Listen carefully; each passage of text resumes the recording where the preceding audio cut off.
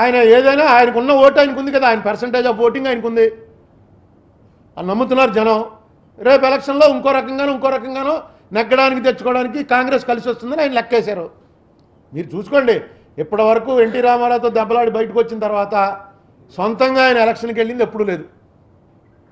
ఒక ఎలక్షన్ కమ్యూనిస్టులతో వెళ్తే, ఒక ఎలక్షన్ బీజేపీతో అలా కొట్టుకుంటూ వచ్చారు. ఇప్పుడు కాంగ్రెస్తో కలిసి వెళ్ళే పరిస్థితి వచ్చింది. ఓకే, ఇవన్నీ తప్పవు. సంకీర్ణ రాజకీయాల్లో ఈ ఎలియన్స్లు అవి తప్పవు. కనీసం దీనివల్ల ప్రజలకు కూడా ఏదో బెనిఫిట్ జరిగింది అనేటువంటి ఒక అపోహన కలిగించండి. ఇదిగో చంద్రబాబు నాయుడు గారు వెంటనే కాంగ్రెస్ వాళ్ళు చెప్పగానే ఖడ్గం తీసి పోలవరం దాని మీద వెంటనే ఎంక్వైరీ పెట్టి పిలిచాడు. ఏంటి జట్ క్రౌటింగ్, ఇదేంటి అదేంటని అనేటువంటి కాంగ్రెస్ వాళ్ళకి కొంచెం ఆనందం వేస్తుంది. రాజీనామాలు చేసి పోకుండా వాళ్ళు కూడా మనతో కలవగానే మనం అడిగిన వాటన్నిటికీ సమాధానాలు చెప్తున్నారు అని. ఇదే పరిస్థితి కొనసాగాలి అనుకుంటే ఎందుకు ప్రతి 5 ఏళ్లకి ఎలక్షను? ఇదే పరిస్థితి కొనసాగుతుంది. రేపు చంద్రబాబు జగన్ కలిసిపోతే, ఎందుకంటే జగన్ చంద్రబాబు గొడవ 4 ఏళ్లే, కాంగ్రెస్ చంద్రబాబు గొడవ 84 నుంచి ప్రారంభం. 84లోనే చేరాడు. 84 నుంచి ప్రారంభం. ఇన్నేళ్ళది చాలా సింపుల్గా దేశం కోసం వదిలేశాడు.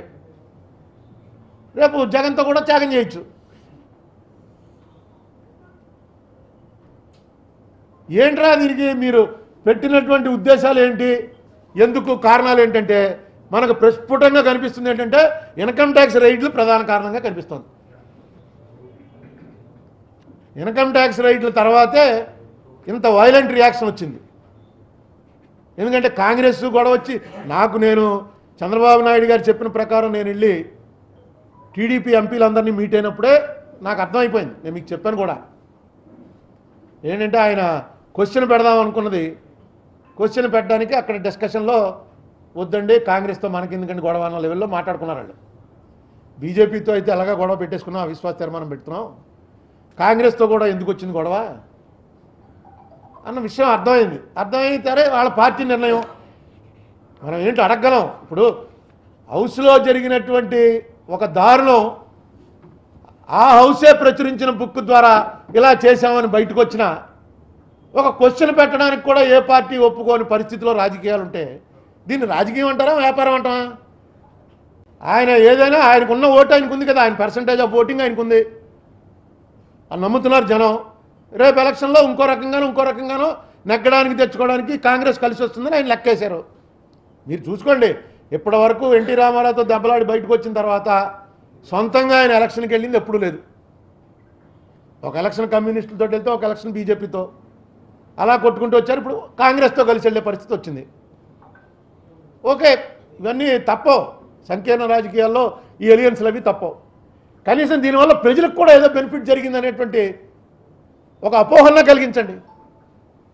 ఇదిగో చంద్రబాబు నాయుడు గారు వెంటనే కాంగ్రెస్ వాళ్ళు చెప్పగానే ఖడ్గం తీసి పోలవరం దాని మీద వెంటనే ఎంక్వైరీ పెట్టి పిలిచాడు. ఏంటి జట్ క్రౌటింగ్, ఇదేంటి అదేంటని అనేటువంటి కాంగ్రెస్ వాళ్ళకి కొంచెం ఆనందం వేస్తుంది. రాజీనామాలు చేసి పోకుండా వాళ్ళు కూడా మనతో కలవగానే మనం అడిగిన వాటన్నిటికీ సమాధానాలు చెప్తున్నారు అని. ఇదే పరిస్థితి కొనసాగాలి అనుకుంటే ఎందుకు ప్రతి 5 ఏళ్లకి ఎలక్షను?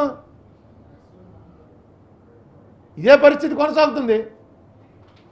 రేపు చంద్రబాబు జగన్ కలిసిపోతే,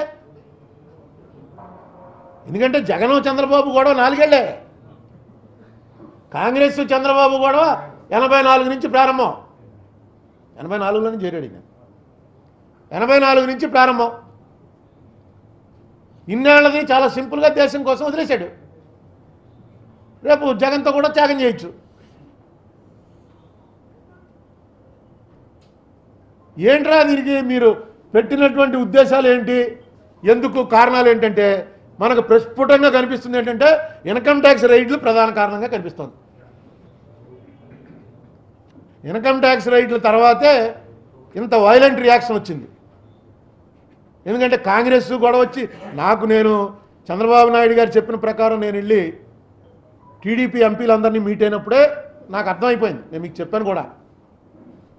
ఏంటంటే ఆయన క్వశ్చన్ పెడదాం అనుకున్నది, క్వశ్చన్ పెట్టడానికి అక్కడ డిస్కషన్లో వద్దండి కాంగ్రెస్తో మనకి ఎందుకంటే గొడవ అన్న లెవెల్లో మాట్లాడుకున్నారు వాళ్ళు.